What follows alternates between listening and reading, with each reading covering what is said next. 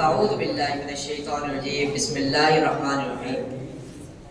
باطل سے ڈرنے والے آسمان نہیں ہے، ہم سو بار کر چکا ہے تو امتحان ہمارا۔ جناب صدر، محترم اساتذہ کرام اور میرے عزیز ساتھیوں، السلام علیکم۔ آج میں ایک ایسے موضوع پر گفتگو کرنے جا رہا ہوں جو ہمارے ایمان، ہماری غیرت اور ہماری ملی حمیت کا تقاضا ہے۔ کشمیر ہماری شیرگ ہے، یہ کوئی نعرہ نہیں بلکہ ایک حقیقت ہے، ایک اٹل حقیقت جو ہمارے عظیم قائد اعظم محمد علی جناح نے بیان کی تھی۔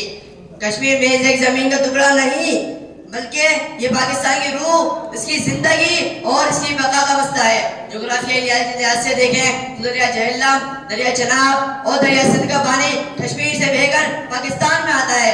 اگر دشمن کشمیر پر قبضہ جما لے تو ہمارا پاکستان خطرے میں آ سکتا ہے۔ اگر دشمن کشمیر پر قبضہ جما لے تو ہمارا پانی بند ہو سکتا ہے اور ہمارا وجود خطرے میں پڑ سکتا ہے۔ اسی لیے علامہ اقبال نے فرمایا تھا کہ کشمیر دنیا کی جنت ہے اور یہ جنت ہم مسلمانوں کی ہے۔